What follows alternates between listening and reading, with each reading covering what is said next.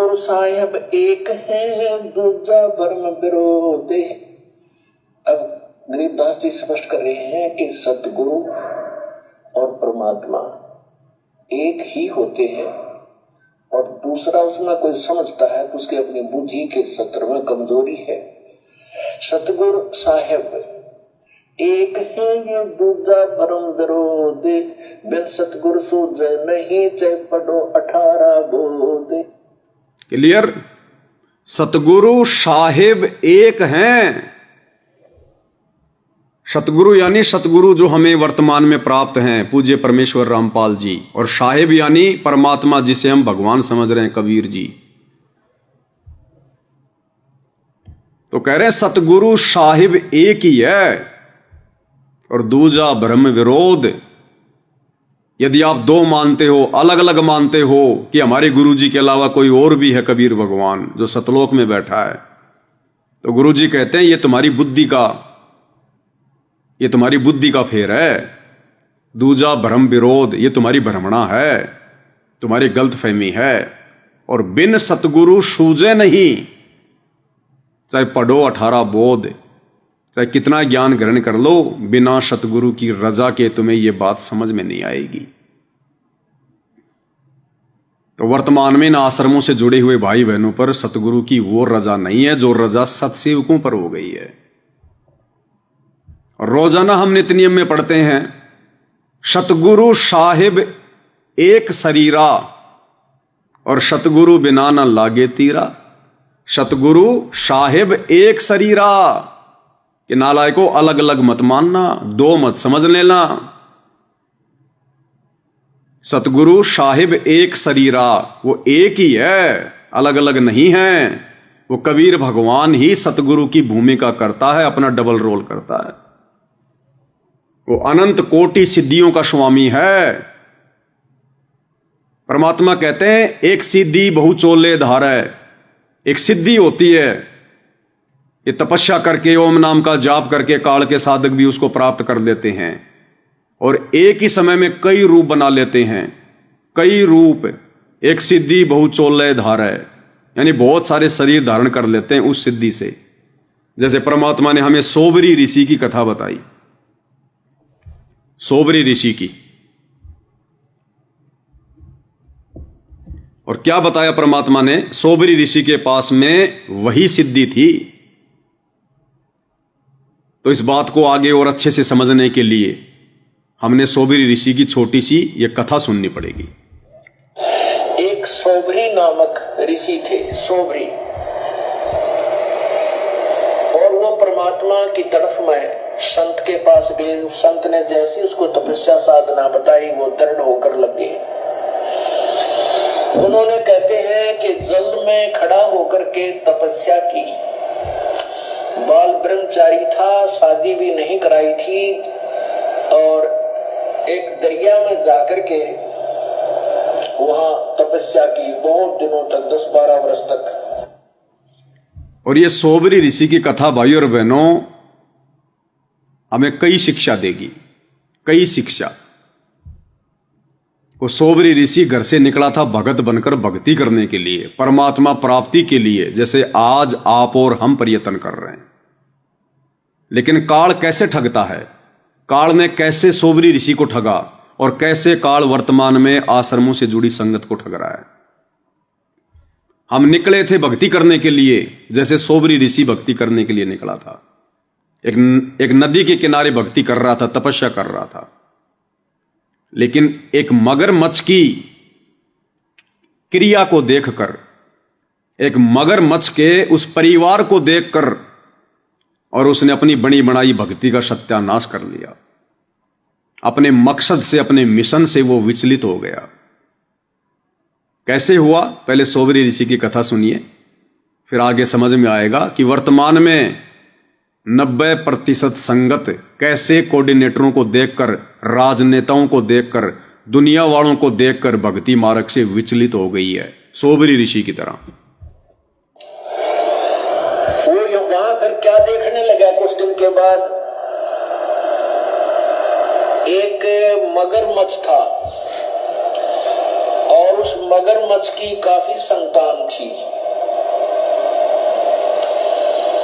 तो वो मगरमच्छ के पोते पोती, दोते दोती, वो उस मगरमच्छ के आसपास प्यार से घूमती थी और अपनी दूम से उस मगरमच्छ को प्यार देती थी, लाड करते थे। जैसे पोते पोती को दादा दादी की छाती पर लौट जा, कभी उसके कंधे पर बैठ जा, बैठे गए, तो इस तरह वो प्यार देती थी और वो मगरमच्छ उनसे बड़ा प्रसन्न रहता था, खुशी मनाता था। अब उस सोबरी ऋषि के मन में यह प्रेरणा होगी, मैं शादी करवाऊं और ब्याह करवा कर मेरे पोते पोती हो और उन पोते पोतिया में दोता दोतियों के साथ ऐसे ही लाड लडाऊं। अब वह छोड़ भक्ति और निकला जलमत बार। काल ने मगरमच्छ को निमित्त बना दिया, मगरमच्छ के उस परिवार को निमित्त बना दिया सोबरी ऋषि की साधना को खंडित करवाने के लिए। गया था तपस्या करने, भक्ति करने, थोड़े दिन तो भक्ति करी 10-12 साल, और उसके बाद में उस मगरमच्छ के परिवार को देखकर और विचलित हो गया कि मैं भी शादी करवाऊं, मेरे भी ऐसे पोता पोती होंगे, रिश्ते नाती होंगे, मैं भी ऐसे मौज से रहा करूंगा, ठाठ से रहा करूंगा, इनको प्यार किया करूंगा। और छोड़ के भक्ति और आ गया शादी करवाने के लिए। अब संगत ने, बेचारे ने उपदेश तो लिया था मोक्ष प्राप्त करने के लिए, भक्ति करने के लिए, शुभ कर्म करने के लिए, अज्ञान और पाखंड का नाश करने के लिए, गुरु को प्रसन्न करने के लिए। और वर्तमान में गुरु भगवान की गैर हाजिरी में 2014 बरवाला कांड के बाद इन मगरमच्छ रूपी सतलोक आश्रम मैनेजमेंट हरियाणा वालों को देखकर, मगरमच्छ रूपी गुरुजी के बेटा बेटी भाई बंधु रिश्तेदारों को देखकर, जो कभी राजनीतियों में जाते हैं, राजनेताओं की कुसंगति करते हैं, कभी समाज में झूठा भाईचारा निभाते हैं, जाटों के आरक्षण में जाते हैं, गुंडों की सीबीआई जांच में जाते हैं, संगत ने इन मगरमच्छों को देख देख कर अपनी भक्ति का सत्यानाश कर लिया, अपने टारगेट से विचलित हो गए, मर्यादाएं तोड़ डाली और वैसे ही हो गए जैसे सोबरी ऋषि। फिर क्या किया आगे चल के सोबरी ऋषि ने? कहां पहुंचा? मानधाता राजा के पास गया।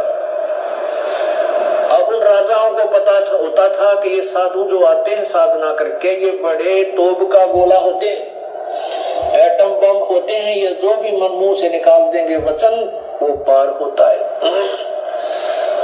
अब सोबरी ऋषि तपस्या करके उसका शरीर भी वृद्ध हो गया, काफी वर्ष हो गए थे और हाथ सारे दिखे, बूढ़ी सी शकल, बाल बढ़ रहे, और वो जाकर मानधाता राजा से बोला कि आप मुझे एक कन्या दे दो, अपनी लड़की मेरे से ब्याह दो। मानधाता के 50 लड़की थी। अब राजा बड़ी असमंजस में फंस गया था, नाटो तो शराब देगा, अरे से बूढ़े बूढ़े का अपनी जवान लड़की ने ब्याह, मेरा कैसा मूर्ख नहीं, बताइए क्या करूं, ये भगवान बड़ा फंसा। तो उसने सोच समझ के एक उत्तर दिया कि ऋषि जी, हमारा एक नियम है और ये विधान भी बताता है कि मैं अपनी तरफ से किसी लड़की को विवश नहीं कर सकता किसी के साथ शादी करने के लिए। यदि वो लड़की स्वयं पसंद करे, कोई भी लड़की आपको पसंद करे तो मुझे एतराज नहीं। अब राजा ने बेरा था, इसे बूढ़े ने कौन लड़की पसंद करेगी? तो ऋषि बोला जी मुझे मंजूर है, अगर ये आपकी कन्या मुझे पसंद करे तो मेरे से शादी कर देगी। तो राजा बड़ा प्रसन्न हुआ, भाई ठीक है, कटा टंटा, लड़की को पसंद करेगी नहीं और यह बला टल जाएगी।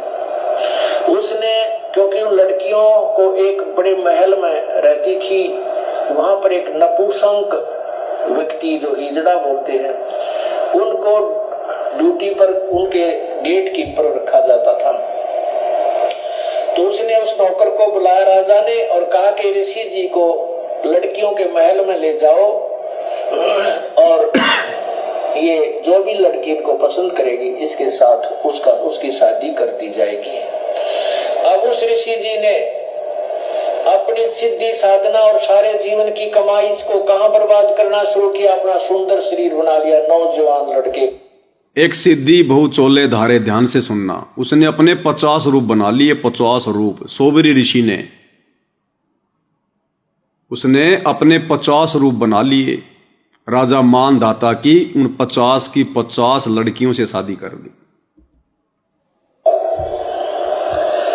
और जो है उन लड़कियों के महल में प्रवेश किया और उस नपुंसक ने सारी कहानी बताई कि राजा का आदेश है, जो इसको पसंद करेगी उसके साथ शादी कर दी जाएगी। उन 50 की 50 लड़कियों ने उस ऋषि को पसंद कर लिया। अब राजा फंस गया अपने वचन में। सारी कहानी आकर बता दी गई कि आपकी 50 की 50 लड़कियों ने मुझे पसंद कर लिया। इसकी गवाही सब लड़कियों ने भी दे दी कि हम इसे पसंद करती, क्योंकि सुंदर शरीर बना लिया उस ऋषि ने।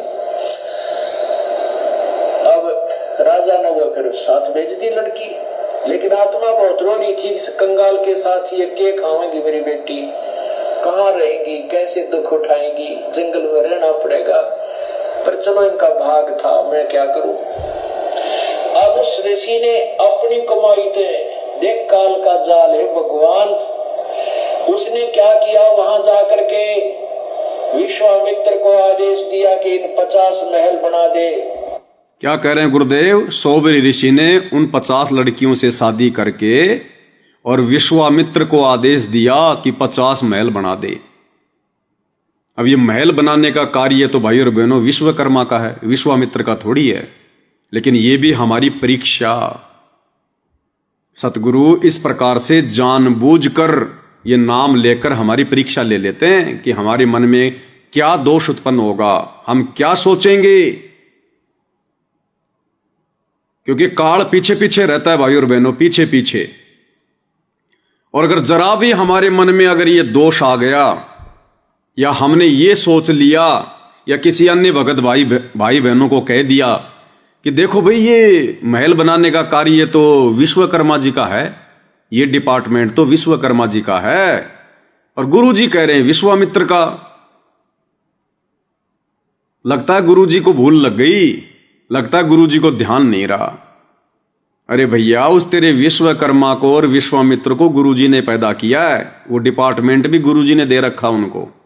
लेकिन हमारी बुद्धि परमात्मा चेक करते हैं कि हमें कितना विश्वास अपने गुरुदेव पर, हम क्या समझते हैं अपने गुरु जी को, परमात्मा या अपने जैसा मानुष्य। ये परमेश्वर इस प्रकार के झटके देता है बीच बीच में जानबूझकर। और यदि शिष्य के मन में जरा भी दोष आ गया कि लगता है गुरु जी गलती से बोल गए, अगर इतना भी मन में आ गया कि गुरु जी गलती से बोल गए, इसका मतलब हमने गुरु जी को अपने जैसा मानुष मान लिया जो गलतियां भी कर सकते हैं। लगता है गुरु जी भूल गए, अगर हमारे मन में यह भी आ गया कि गुरु जी भूल गए, इसका मतलब हमने गुरु जी को मानुष मान लिया। क्योंकि भूल तो मानुष को लगती है, मनुष्य को लगती है, भगवान को नहीं लगती। और गुरु फिर 2 मिनट में कह देगा कि बेटा एक समय वो विश्वामित्र विश्वकर्मा की आत्मा भी था, वो विश्वकर्मा वाला डिपार्टमेंट भी ले चुका है। इसलिए चाहे विश्वामित्र कहूं चाहे विश्वकर्मा कहूं, जैसे गुरुदेव भगवान ने श्री कृष्ण जी को कई बार विष्णु भी कहा है, क्योंकि वो विष्णु वाली आत्मा ही श्री कृष्ण जी रूप में आई थी। फिर हम क्या करेंगे? जो दोष हमने पैदा कर लिया, गुरु को मानुष मान लिया, हमारी तो गई भक्ति, हमारी तो हो गई परीक्षा। इसलिए भाई और बहनों, सतगुरु, यदि हमने सतगुरु को सतगुरु मान लिया, परमात्मा मान लिया, सर्वज्ञ मान लिया, विद्वान मान लिया, भगवान मान लिया, तो गुरु फिर चाहे हाथी को चींटी भी कह रहा है तो फिर हमने स्वीकार करना पड़ेगा कि बिल्कुल गुरु जी कह रहे हैं वही सत्य है। ये चींटी नहीं है, ये हाथी है, हाथी है ये। तब जाकर हमारी बात बनेगी भाई और बहनों। क्या कह रहे हैं परमात्मा, ध्यान से सुनिएगा। राजा ने वो फिर साथ भेज दी लड़की, लेकिन आत्मा बहुत रो रही थी। इस कंगाल के साथ ये क्या खाएंगी मेरी बेटी, कहाँ रहेंगी, कैसे दुख उठाएंगी, जंगल में रहना पड़ेगा। पर चलो इनका भाग था, मैं क्या करूं। अब उस ऋषि ने अपनी कमाई थे, देख काल का जाल है भगवान। उसने क्या किया, वहां जाकर के विश्वामित्र को आदेश दिया कि इन 50 महल बना दे। अब विश्वामित्र जी ने 50 मकान न्यारे न्यारे बना दिए। 2 बार गुरुदेव ने विश्वकर्मा जी की जगह विश्वामित्र का नाम लिया, जबकि हमारे दिमाग में ये बात आ गई विश्वामित्र बोलते ही, तो ये तो परमपिता है, क्या इनको पता नहीं होगा मैं क्या बोल रहा हूं? तो हमारी परीक्षा के लिए परमात्मा जानबूझ के ऐसा करते हैं। और प्रत्येक में बहुत अच्छे खान पान, सुंदर आहार, फल वगैरह वो वृक्ष लगा दिए। एक दिन मानधाता राजा के मन में ये बात आई कि अभी अपनी कन्याओं को देख करता हूं, वो दुखी है या सुखी है। वो जब वहां पहुंचा अपने उस ऋषि के डेरे में, देखा वहां तो पूरी 50 मकान बने हुए, बड़े सुंदर सुंदर, एक कॉलोनी सी बसी हुई है। वो पहली लड़की के मकान में जब गए तो मानधाता राजा ने पूछा, बेटी तुम कुशल तो हो? कि पिताजी वैसे तो हम कुशल हैं, कोई कमी नहीं, लेकिन माता पिता की याद तो आती ही रहती है और बाकी हमें कोई कष्ट नहीं।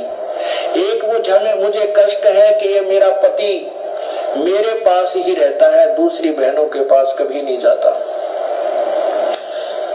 अब वो दूसरी कन्या के पास गया तो उसने भी यही कहा, पिताजी हम बहुत सुखी हैं और मुझे एक बात का दुख है कि मेरा पति मेरे ही पास रहता है, दूसरी बहनों के पास नहीं जाता।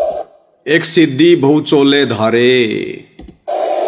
ऐसे 50 के महल में जाकर उसने देखा कि 50 की 50, क्योंकि एक सिद्धि बहु चोले धारे, एक सिद्धि नीतत विचार है।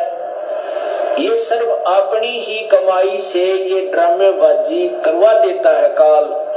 अब उसने इतनी कमाई कर ली थी, सोबरी ऋषि ने 50 तो शरीर धारण कर लिए, 50 की 50 औरतों को भोग रहा है और उधर 51वां अलग से और बैठा है।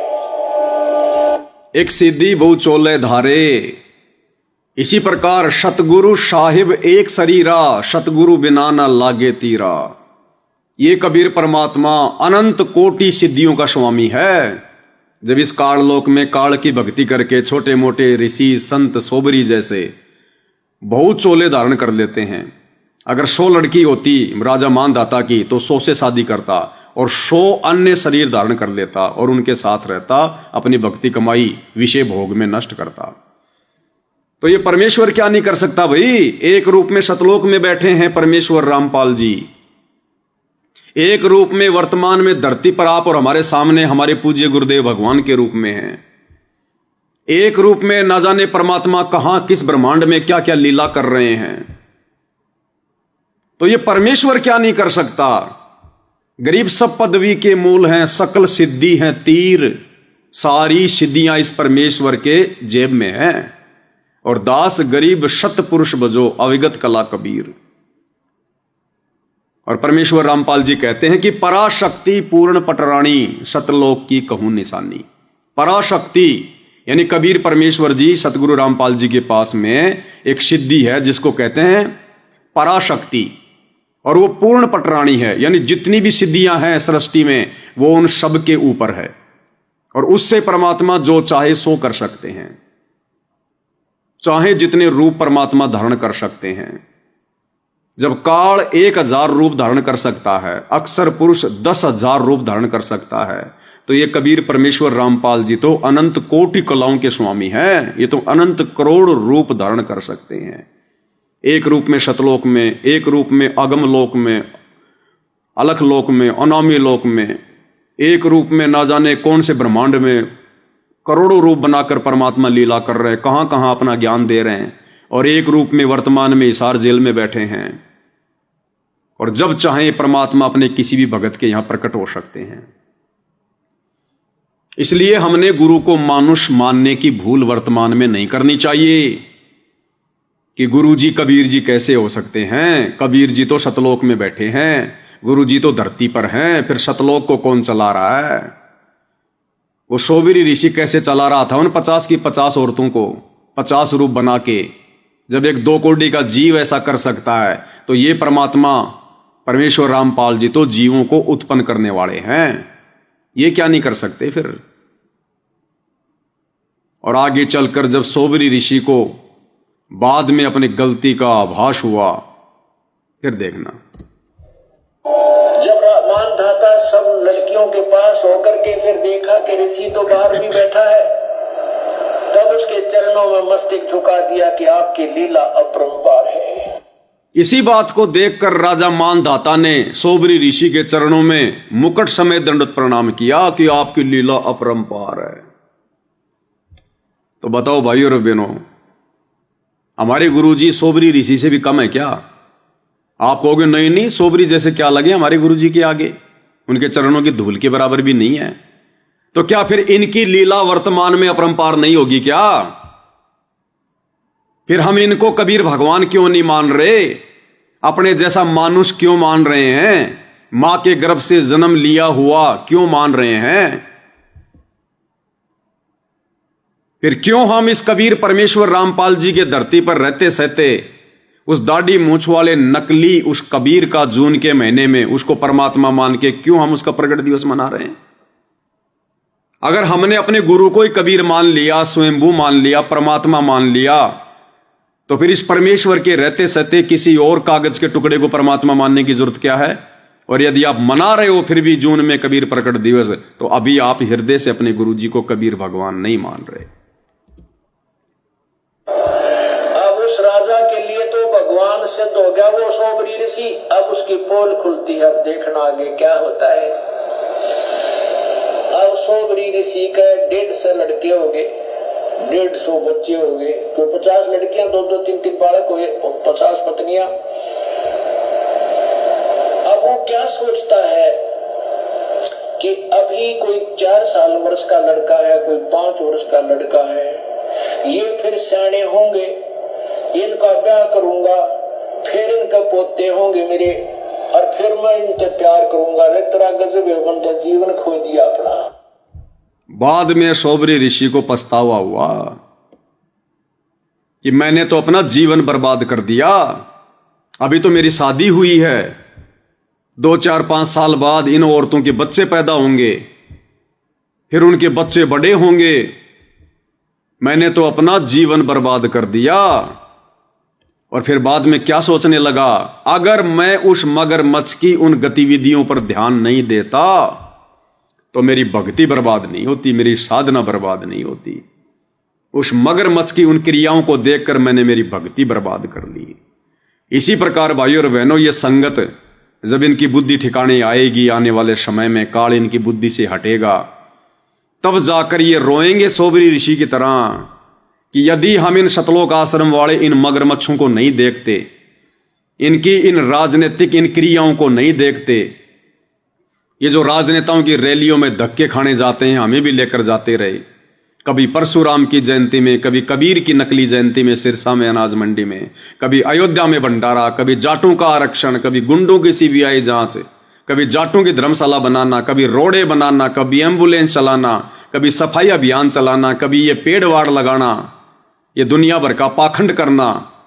अगर उस मगरमच्छ की तरह हम इन कोऑर्डिनेटरों की और गुरुजी के परिवार वालों की इन ज्ञान विरुद्ध घटिया हरकतों पर ध्यान नहीं देते तो आज हमारी भक्ति बर्बाद नहीं होती। अंत में इन लोगों को भी सोबरी ऋषि की तरह पछताना पड़ेगा। फिर क्या रोता है कि मेरी सारी कमाई बर्बाद होगी, मैं उस मगरमच्छ के संगत में, कुसंगत में अपना सर्वनाश कराया। अगर वो मगरमच्छ को मैं नहीं देखता, वो कैसे अपने पोते पोतिया में मस्त हो रहा था, प्यार से खुश रहता था। इसी प्रकार संगत वाले सोचेंगे कि यदि हम इन गुरुजी के परिवार वालों को ना देखते, इनकी राजनीतिक इन गतिविधियों को ना देखते, इनके पाखंड में हम सहयोग ना करते, तो क्यों हमारी भक्ति बर्बाद होती, क्यों हमारी मर्यादा टूटती। हम भी सत्सेवकों की तरह आज गुरुजी के हृदय में जगह बना के बैठे होते।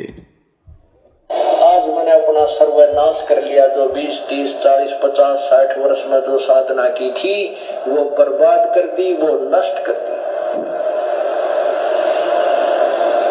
तो पुण्यात्माओं, कबीर कबीर परमेश्वर के बिना इस जीव का मोक्ष नहीं हो सकता। कबीर परमेश्वर के बिना इस जीव का मोक्ष नहीं हो सकता।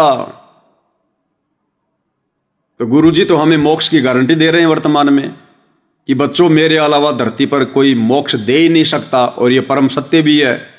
और दूसरी तरफ कह रहे कि कबीर परमेश्वर के अलावा जीव का मोक्ष नहीं हो सकता। तो कौन हुए फिर हमारे पूज्य गुरुदेव भगवान? स्वयं कबीर परमेश्वर, भक्ति मुक्ति के दाता सतगुरु, भटकत प्राणी फिरंदा, उस साहिब के हुक्म बिना नहीं तरवर पात लंदा। भक्ति और मुक्ति के दाता कौन? सतगुरु। गुरु समान नहीं दाता रे जग में, गुरु समान नहीं दाता। गुरु के सिवा कोई भगवान नहीं, कोई परमात्मा नहीं संसार में। गुरु सेवे कोई चतुर सयाना, और गुरु पटतर कोई और न आना। गुरु की पूजा, गुरु की सेवा कोई चतुर भगत करेगा, शाना भगत करेगा, ज्ञानी आत्मा करेगी, और गुरु पटतर कोई और न आना। गुरु के समान और कोई नहीं होता भगत के लिए।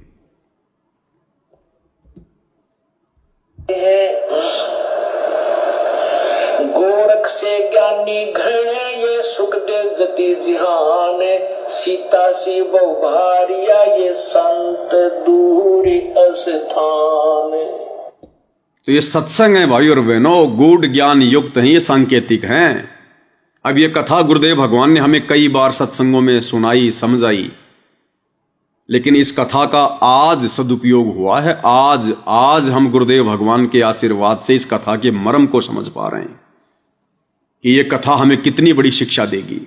इस कथा में कितनी बड़ी शिक्षा छुपी हुई है कि भगत ने कभी भी अपने जैसे भगतों की या समाज की कुसंगति को देखकर, उनके उन भक्ति विरुद्ध उन कर्मों को देखकर हमने कभी भी अपनी मर्यादाओं को नहीं तोड़ना चाहिए। भक्तों ने भक्तों को देखकर भी भक्ति मार्ग पर नहीं चलना चाहिए, फैसले नहीं लेने चाहिए।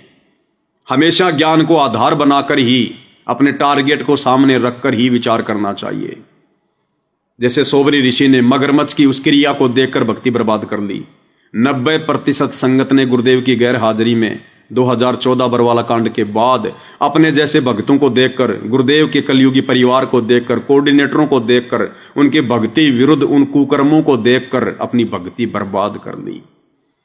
तो ये सामान्य कथा थोड़ी थी, लेकिन हर कथा का एक समय आया, हर कथा का एक समय आता है कब हमें शिक्षा मिलेगी, क्या शिक्षा मिलेगी। तो परमेश्वर ने आज इस धर्म संकट की स्थिति में, जो महाभारत जैसी स्थिति संगत में पैदा हो रखी है ना, क्या करें क्या ना करें, गीता अध्याय 16 श्लोक 24 कि अर्जुन कर्तव्य और अकर्तव्य की स्थिति में कि क्या करना चाहिए और क्या नहीं करना चाहिए, शास्त्र ही प्रमाण है। किसी की देखा देखी, किसी की बातों पे यकीन ना करना। तो 2014 बरवाला कांड के बाद जो हमारी ये परीक्षा शुरू हुई है, संगत कर्तव्य और अकर्तव्य की स्थिति में क्या करें क्या ना करें। गुरु का परिवार कहता है कि राजनीति करो, राजनेताओं को वोट दो, उनकी रैलियों में जाओ, उनका समर्थन करो।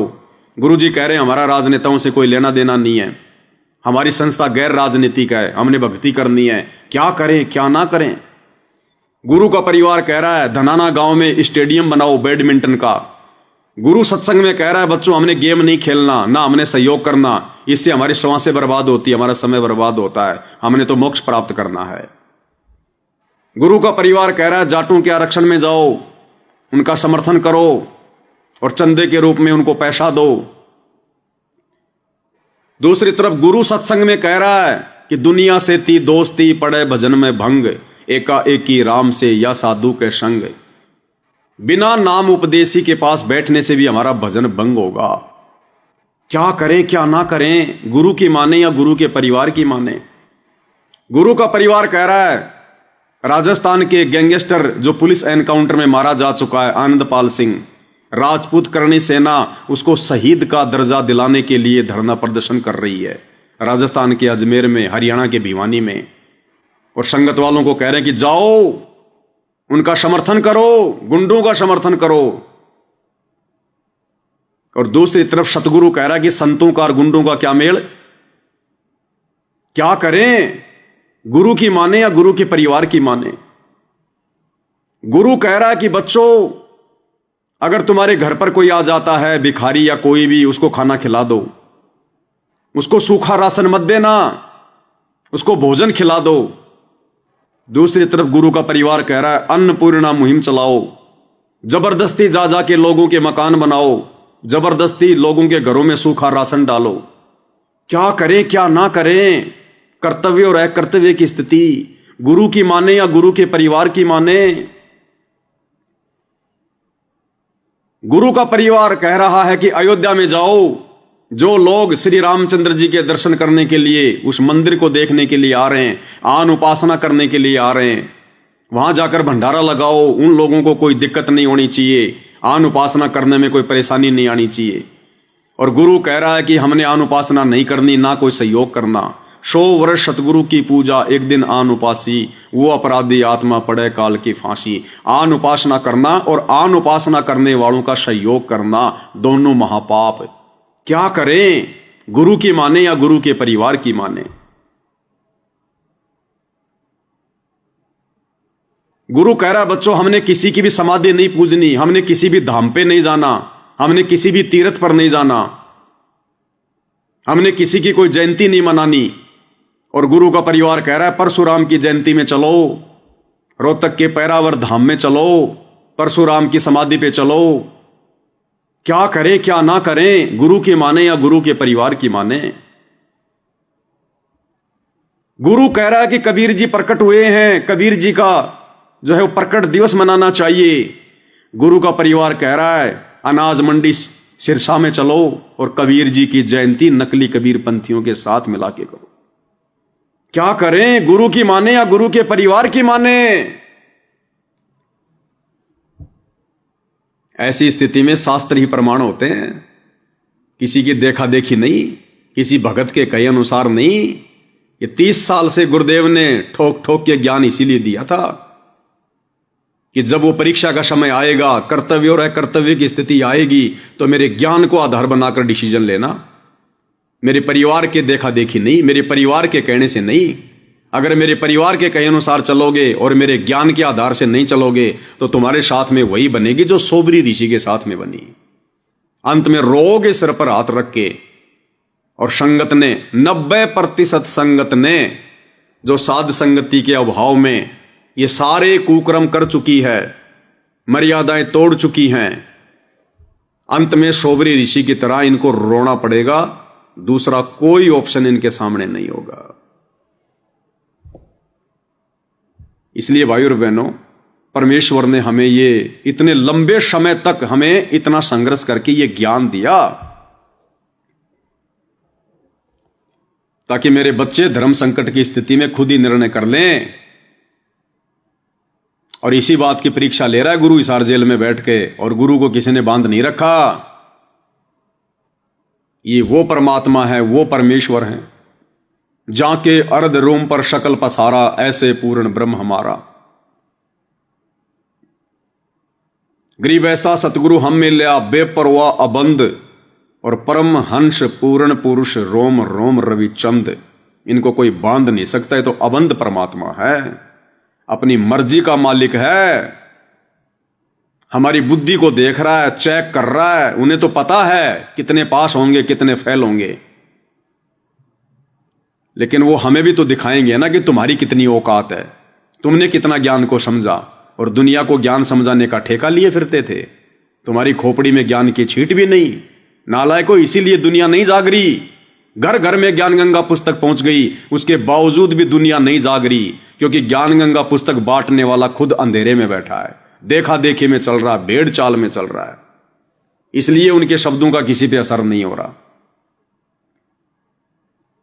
एक बार महात्मा गांधी जी के पास में उनका नाम सुनकर कि बहुत बड़े महात्मा हैं, लोग उनकी इज्जत करते हैं, अपने 7-8 वर्ष के एक बेटे को लेकर गई और कहा कि महात्मा जी, मेरा बेटा मीठा बहुत खाता है, ये गुड़ खाता है, बहुत ज्यादा गुड़ खाता है, इसको कोई बीमारी घेर लेगी। ये मेरी बात नहीं मानता महाराज जी, आप महात्मा हैं, बड़े बड़े लोग आपकी बात मानते हैं, आप मेरे बेटे को समझाइए। तो महात्मा गांधी ने सोच विचार के कहा कि बहन, तू अपने बेटे को लेकर अगले सप्ताह आना। उसने सोचा भाई इनको समय नहीं होगा, चली गई। अगले सप्ताह फिर आई। तो महात्मा गांधी ने उस बच्चे से कहा कि बेटा मीठा नहीं खाना चाहिए, मीठा खाने से ऐसी ऐसी बीमारी हो सकती है, रोग हो सकता है, लीवर खराब हो सकता है, ज्यादा मीठा खाना भी स्वास्थ्य के लिए हानिकारक है, मीठा नहीं खाना चाहिए। बोला ठीक है जी महात्मा जी, नहीं खाऊंगा। तो महात्मा गांधी जी बोले जा बहन ले जा अपने बेटे को। तो वो लेडीज बोली महात्मा जी एक बात बताओ, अगर आपने यही 4 शब्द बोलने थे तो ये शब्द तो आप सप्ताह भर पहले भी बोल सकते थे, इसी बात के लिए मैं इतनी दूर से फिर आई हूं। तो महात्मा गांधी ने कहा कि बहन मैं सप्ताह भर पहले इसको ये शब्द नहीं बोल सकता था, क्योंकि उस समय तक तो मैं खुद ही गुड़ खाया करता था, मैं खुद ही मीठा खाया करता था, और मैं गुड़ खा रहा हूं और इस बच्चे को गुड़ खाने के लिए मना करूंगा तो मेरे शब्दों का इस पे असर नहीं होगा। अब सप्ताह भर में मैंने गुड़ खाना छोड़ दिया, तब मैं तेरे बच्चे को कह सकता हूं। तो इसी प्रकार भाई और बहनों, ये ज्ञान गंगा पुस्तक, जीने की राह पुस्तक घर घर में पहुंच गई, घर घर में। उसके बावजूद भी लोग उसको खोल के नहीं देख रहे, देख रहे हैं तो उनकी समझ में नहीं आ रही। क्यों? क्योंकि ज्ञान गंगा पुस्तक की सेवा करने वाले अंधेरे में बैठे हैं। वो खुद अपने गुरु को परमात्मा नहीं मानते, मानुष मानते हैं। वो खुद अपने गुरु जी के वचनों पर नहीं चल रहे, वो खुद ज्ञान को आधार बनाकर कोई निर्णय नहीं करते, देखा देखी भेड़ चाल में चलते हैं। तो इन लोगों के द्वारा बांटी गई पुस्तकों का समाज पर कोई असर नहीं हो रहा। ये असर तो आने वाले समय में सतगुरु के आशीर्वाद से होगा, जब युग परिवर्तन के दौरान सतगुरु अचानक से दुनिया के सामने प्रकट होंगे। तब लोगों की आंखें खोलेगा सतगुरु और कहेगा कि नालायकों, अब पढ़ो उन पुस्तकों को जो तुम्हारे घर में रखी हुई हैं। तब दुनिया पे वो ज्ञान असर करेगा। इन भक्तों के द्वारा बांटी गई पुस्तकों का किसी पे कोई असर नहीं हो रहा। तो भाई और बहनों, आप और हमारे ऊपर कितनी बड़ी रजा हुई है साथ संगति से जुड़ी हुई भाई बहनों पर, इसका कोई वर्णन नहीं किया जा सकता। वर्णन, क्योंकि हमने गुरु के ज्ञान को आधार बनाकर ही आगे बढ़ने का डिसीजन लिया है। हम देखा देखी में नहीं चलते एक दूसरे के, हम केवल साध संगति करते हैं, गुरु के ज्ञान पर चर्चा करते हैं, विचार विमर्श करते हैं। लेकिन जब डिसीजन लेने का समय आता है तो हम किसी भगत को देखकर डिसीजन नहीं लेते। उस समय हम सर्वप्रथम अपने गुरुदेव के अनमोल तत्व ज्ञान को सामने रखते हैं, उसके बाद हम नीर खीर का निबेरा करते हैं। इसलिए हमारी भक्ति सुरक्षित है और हम सुरक्षित हैं। तो 650 साल पहले तो उस परमेश्वर को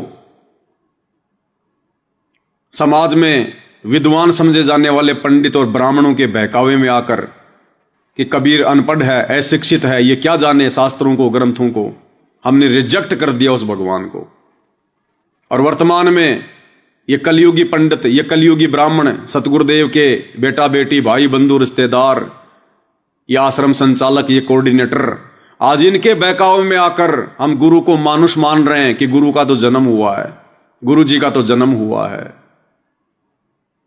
एक छोटा सा सत्संग भाई और बहनों, निर्णय ऐसे ही होगा। हमने गुरु जी को परमात्मा मानना पड़ेगा। हमने गुरु जी को परमात्मा मानना पड़ेगा, ये फाइनल डिसीजन। अब ये नहीं कहेंगे कि मैं ही परमात्मा हूं, और कहने में कोई कसर भी नहीं छोड़ी कि हमने गुरु जी को परमात्मा मानना पड़ेगा, क्योंकि वर्तमान में हमारे गुरु जी कौन है? परमेश्वर रामपाल जी। तो भगवान परमात्मा फिर किसको मानना पड़ेगा? परमेश्वर रामपाल जी को। लेकिन गुरु सीधा सीधा नहीं कहेगा कि मुझे ही परमात्मा मानो, और बाकी स्पष्ट भी कह दिया कि गुरु को ही परमात्मा मानना पड़ेगा। तो आज वे हमारे गुरु की तो भूमिका में हैं, तो परमात्मा किसको मानना पड़ेगा? परमेश्वर रामपाल जी को, जो कि है भी परमात्मा। हमने गुरु जी को परमात्मा मानना पड़ेगा। उस समय तो परमात्मा स्वयं आए थे, लेकिन वो भूमिका गुरु की ही कर रहे थे। उस समय तो परमात्मा स्वयं आए थे, कब? 650 साल पहले, लेकिन भूमिका किसकी कर रहे थे? गुरु की। तो आज किसकी भूमिका कर रहे हैं? आज भी तो गुरु की भूमिका कर रहे हैं। लेकिन इनके यहां से जाने के बाद फिर लोग ऐसे बातें किया करेंगे, कि भाई सतगुरु रामपाल जी स्वयं परमात्मा आए थे और गुरु की भूमिका कर रहे थे, लेकिन हम उनको पहचान नहीं पाए और बहुत बड़ा धोखा खा गए। तो क्या कह रहे हैं गुरुदेव कि उस समय परमात्मा स्वयं आए थे लेकिन भूमिका गुरु की कर रहे थे, तो आज भी तो भूमिका गुरु की कर रहे हैं, पहचानना पड़ेगा। एक संत की कर रहे थे, आज भी तो संत की भूमिका कर रहे हैं संत रामपाल जी, संत रामपाल जी। और उस समय परमात्मा स्वयं आए हुए थे तो भी ज्ञानहीन व्यक्ति, श्रद्धालु, अनुयायी तो भी उनको एक सिंपल मैन मानते थे, एक भक्त गुरु संत ही मानते थे। और आज भी हम वही गलती कर रहे हैं। आज भी परमात्मा स्वयं आए हुए हैं, परमेश्वर रामपाल जी, लेकिन ज्ञानहीन भगत इन कोऑर्डिनेटरों के चक्करों में आकर, गुरुदेव के कलयुगी बेटा बेटी भाई बंधु रिश्तेदारों के चक्कर में आकर, जिनकी खोपड़ी पर काल बैठा हुआ है, आज भी गुरु को एक संत भगत और मानुष मान रहे हैं, जन्म लिया हुआ मान रहे हैं। क्योंकि ऐसे शिक्षित व्यक्ति जो होते हैं वो ज्ञान के तह तक नहीं पहुंच पाते, क्योंकि अशिक्षित जो व्यक्ति होते हैं वो ज्ञान की तह तक नहीं पहुंच पाते। तो आज तो भाई और बहनों, पढ़े लिखे होकर भी ये 90% भाई बहन अशिक्षित वाली भूमिका निभा रहे हैं, अनपढ़ वाली भूमिका निभा रहे हैं, पढ़े लिखे होकर भी। कितनी बार समझा लिया प्रभु ने, लेकिन एक वो अक्षर ज्ञान युक्त अज्ञानी संस्कृत भाषा बोलकर और उस भोली आत्माओं को गुमराह कर देता था कि तुम्हारा गुरु तो अशिक्षित है, उसको अक्षर ज्ञान है ही नहीं, वो वेदों और गीता के बारे में जानता ही नहीं, वो तो कोई बकवाद गढ़ता है, झूठ बोलता है। तो हम वो अनुयायी जो प्रभु के थे वो विचलित हो जाते थे और वो मान लेते थे उस अज्ञानी अक्षर ज्ञान युक्त प्राणी की इन बातों को कि सचमुच हमारे गुरु जी तो अशिक्षित हैं। और वो स्थिति आज हो रही है। गुरु का परिवार कह रहा है कि ये पवनदास तो झूठ बोलता है, सात संगति वाले झूठ बोलते हैं, गुरु जी का तो जन्म हुआ है, मैं गुरु जी की बेटी हूं, मैं गुरु जी का बेटा हूं, गुरु जी ने तो शादी भी की है, गुरु जी के तो माँ भी थी, गुरु जी के तो पिता भी था। और हम मूर्ख प्राणी उनकी बातों को मान लेते कि हाँ भाई, जब गुरु का परिवार ही कह रहा है कि गुरु जी ने जन्म लिया है तो वो भी मान बैठते हैं। ऐसे 650 साल पहले हम धोखा खा गए। और नकली ब्राह्मण पंडित कहने लगे कि कबीर तो अनपढ़ है, अशिक्षित है, संस्कृत नहीं आती, जबकि भगवान को जरूरत नहीं संस्कृत पढ़ने की। भगवान ने तो समस्त भाषाओं को जन्म दिया है, वो तो पशु पक्षी जानवरों तक की भाषा को जानता है, विश्व की सारी भाषाओं को जानता है। लेकिन फिर भी हम धोखा खा गए कि अनपढ़ है, क्योंकि ब्राह्मण लोग कह रहे हैं। ऐसे ही आज संगत धोखा खा रही है कि गुरु जी का परिवार कह रहा है कि गुरु जी का तो जन्म हुआ है, और गुरु को मानुष मानकर पूजा कर रहे हैं, साधना कर रहे हैं, कभी सफलता की ओर आगे नहीं बढ़ेंगे। ये वेदों और गीता को तो नहीं जान सकते, और वेदों और गीता जी के बारे में तो ब्राह्मण लोग ही सही बताते हैं, पुराणों के विषय में यही सही जानते हैं, क्योंकि सभी पुराण, सभी पवित्र सदग्रंथ, पवित्र गीता जी, पवित्र चारों वेद, पवित्र पुराण सभी संस्कृत लैंग्वेज के अंदर लिपिबद्ध है। इस बात का वो नाजायज फायदा उठाएगी। परमात्मा ने इसलिए ये समय सेलेक्ट किया, परमात्मा ने इसलिए ये समय सेलेक्ट किया कि आज मैं अपने बच्चों को शिक्षित करूंगा, अक्षर ज्ञान युक्त करूंगा, ये तत्व ज्ञान दूंगा, मूल ज्ञान दूंगा, और आज वो मुझे भली भांति समझ जाएंगे। आज फिर से काल के चक्कर में नहीं फंसेंगे, काल की दूसरी चाल में नहीं फंसेंगे कि गुरु जी का तो जन्म हुआ है, गुरु जी के तो माता पिता हैं।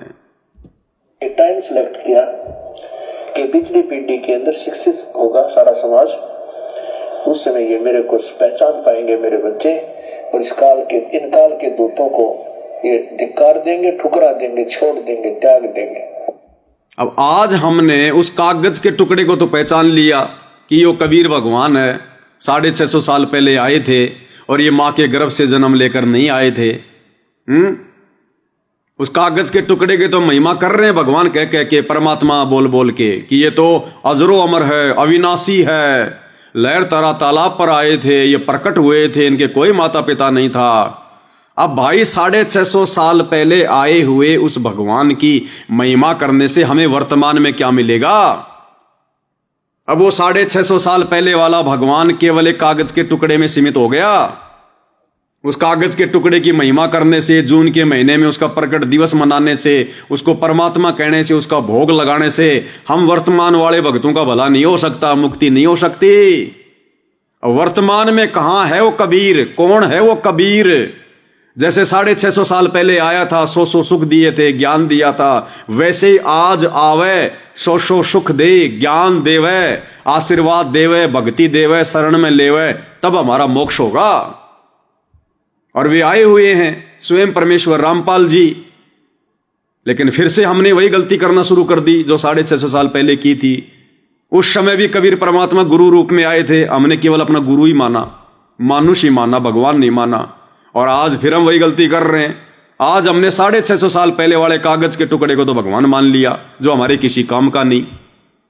और वर्तमान में वो कबीर जिस रूप में आए हुए हैं, परमेश्वर रामपाल जी के रूप में, उनको फिर से हम वही गुरु मान रहे हैं, मानुष मान रहे हैं, जन्म लिया हुआ मान रहे हैं। तो वो की वो गलती कर रहे हैं आज भी हम, कलयुग की पिछली पीढ़ी में पैदा होकर भी। गुरु मानुष कर जानते ते नर कहीं है अंध, ओए दुखी संसार में आगे यम के फंद। फिर इतनी बड़ी सजा भोगनी पड़ेगी हमने, जो परमेश्वर कह रहे हैं गुरु मानुष कर जानते वो नर कहीं अंध, ओवे दुखी संसार में फिर आगे काल के फंद। और इस विशेष संदेश में परमात्मा क्या कह रहे हैं, कितनी बड़ी शिक्षा दे रहे हैं कि 650 साल पहले परमात्मा सामने खड़े थे और फिर भी हम मूर्ख नहीं पहचान पाए, नहीं समझ पाए। और आज जो कार्य कबीर परमेश्वर ने गुरु रूप में आकर 650 साल पहले किए थे, मुर्दों को जिंदा किया, निर्धनों को धन दिया, नशेड़ियों का नशा छुड़वाया, मांसाहारियों को मांस खाना छुड़वाया, 100 सुख दिए, भूत बाधा वो प्रेत बाधाएं दूर की, हमें सत भक्ति दी, और फिर भी हम उस भगवान को नहीं पहचान पाए। और आज वो काम कौन कर रहा है धरती पर? क्या है परमेश्वर रामपाल जी के अलावा इस दुनिया में कोई साधु संत महात्मा शंकराचार्य आचार्य कोई मंडलेश्वर जिसने मुर्दों को जिंदा किया हो? और इन्होंने हजारों को लाखों की परमेश्वर रामपाल जी ने उम्र बढ़ा रखी है भक्ति के लिए, आयु बढ़ा रखी है लाखों की।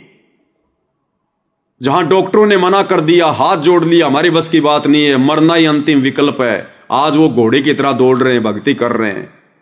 ये चमत्कार नहीं है क्या? ये मुर्दे से जिंदा नहीं हो रहे क्या? 100 यत्न करके भी हम लोग एक बीड़ी नहीं छोड़ पा रहे थे, शराब नहीं छोड़ पा रहे थे, मांस खाना नहीं छोड़ पा रहे थे, व्यभिचार नहीं छोड़ पा रहे थे। परमेश्वर के एक वचन ने दीवार खींच दी।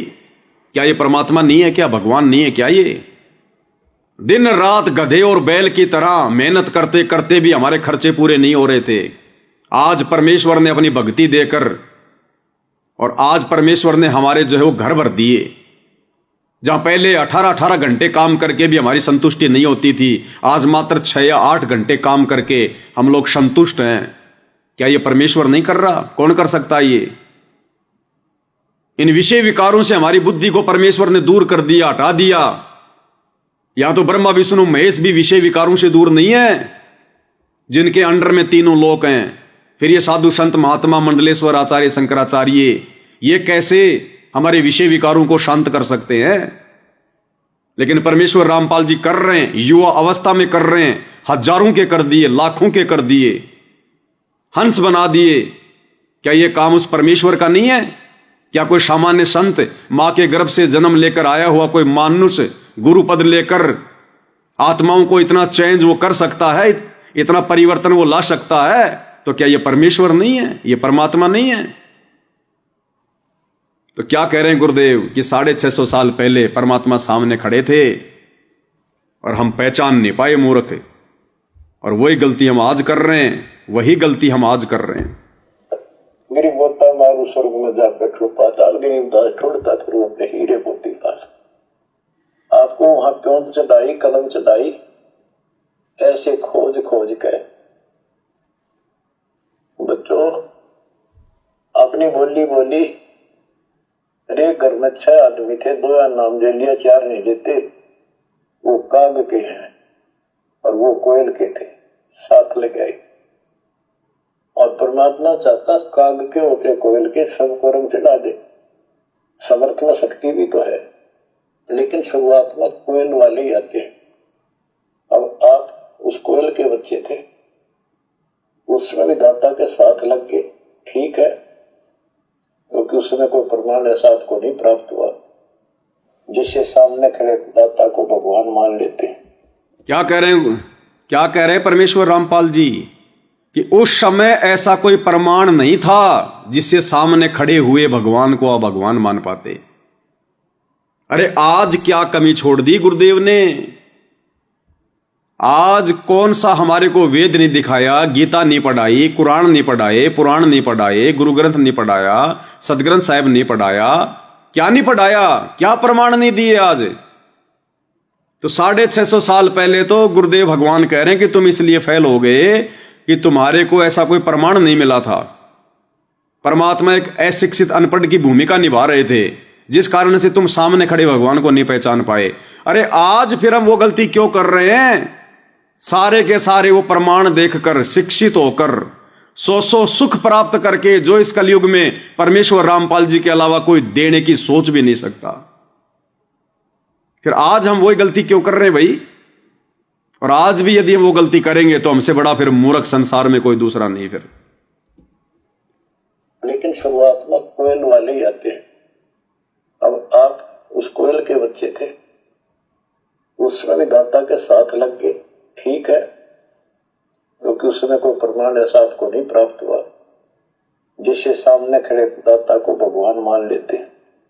और यह कमी नुकसान कर गई आपको। और यही कमी नुकसान कर गई, हमने सामने खड़े दाता को भगवान नहीं माना। यही कमी हमारे को नुकसान कर गई। बार बार मनुष्य जन्म मां के गर्भ में नरक भोगते हुए आ रहे हैं, धक्के खाते आ रहे हैं, कष्ट और अभाव में जीते आ रहे हैं, संशय और दुविधा में जीते आ रहे हैं। गुरुदेव कह रहे यही कमी तुम्हें दुखी कर गई, गुरु को मानुष मानने वाली कमी। मानने भी कैसे। एक निर्धन आदमी मुश्किल से गुजारा हो, एक झोपड़ी में बैठा हो और 600 साल पहले यह शेड्यूल कास्ट हो।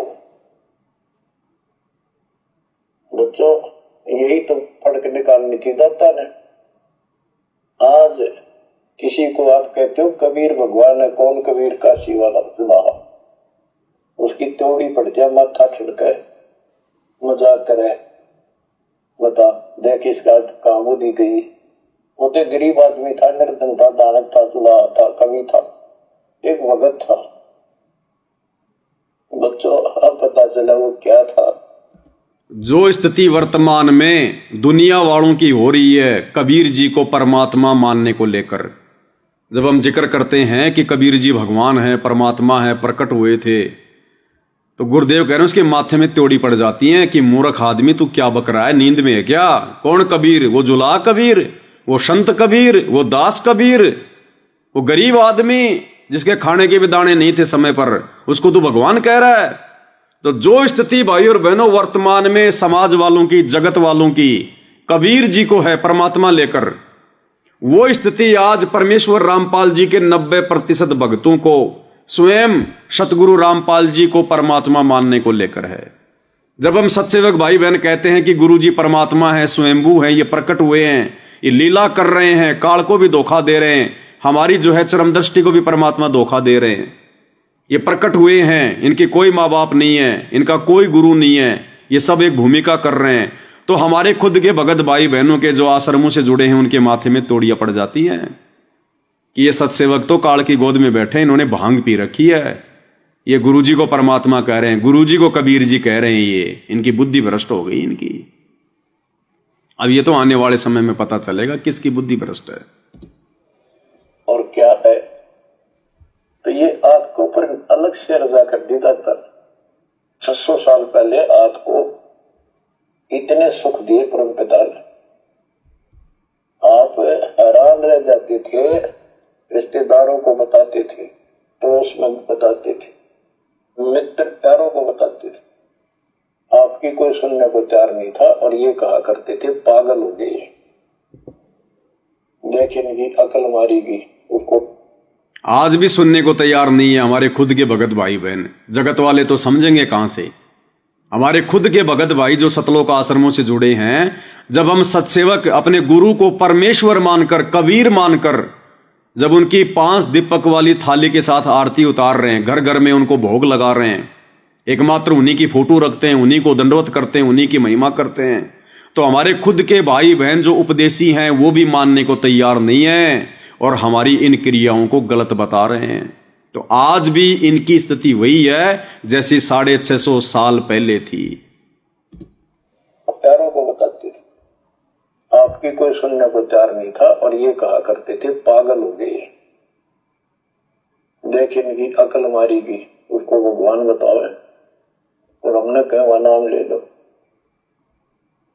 बच्चों मजाक करते थे लोग कि ऐसा यूं भगवान है तो झोपड़ी में क्यों बैठा है, सुबह की रोटी है तो शाम की नहीं इसके पास, मजदूर आदमी है, कपड़ा बनता है, तुम्हारा दिमाग कहाँ गया हुआ है।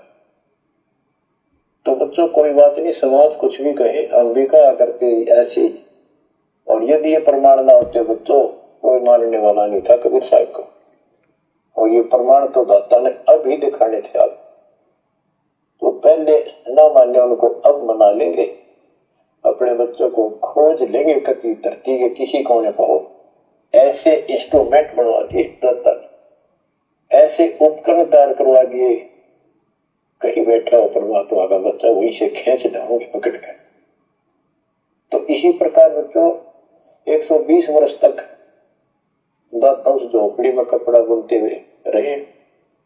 120 वर्ष की उम्र में उठ कर 250 किलोमीटर पैदल चल कर मगर काशी से मगर पहुंचे और वहां से सहस्त्री सतलोक चले गए। तो इसी प्रकार भाई और बहनों,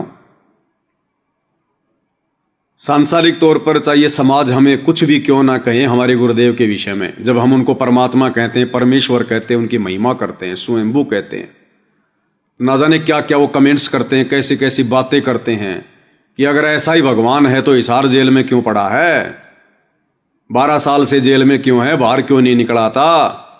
जैसे 650 साल पहले जब हम कहा करते थे कि भाई कबीर जी भगवान है, तो क्या कहते थे कि ऐसा ही वो भगवान है तो झोपड़ी में क्यों पड़ा है, भगवान तो अपना महल बना सकता है 2 मिनट में, और ये सुबह खा ले तो शाम का पता नहीं, और कहते हुए भगवान है। लेकिन भाई वो तो एक लीला कर रहे थे। ऐसे ही आज समाज ना जाने क्या क्या कहेगा बिना ज्ञान के, जब हम अपने गुरु की महिमा करते हैं कि अगर तुम्हारा गुरु भगवान है तो जेल में क्यों बैठा है, और तो कोई बात है ही नहीं दुनिया के पास में, और तो कोई पॉइंट है ही नहीं, और तो हर जगह फैल है, ज्ञान में फैल, समाधान में फैल, बस यही एक बात लेके बैठ जाते हैं कि अगर तुम्हारे गुरुजी भगवान है तो जेल में क्यों बैठे हैं। तो भाई और बहनों, ये समाज तो हर समय इसी प्रकार से अपनी नादानियां करता आया है, करता रहेगा, और जिन आत्माओं को मोक्ष प्राप्त करना है वो अपने भगवान को पहचान लेते हैं। अब गूंगा आदमी गुड़ खा के स्वाद क्या बताए। अब इन ज्ञानहीन दुनिया वालों को इस परमेश्वर की शरण में आकर और इस अमृत ज्ञान का स्वाद लेकर हम इनको कैसे समझाएं।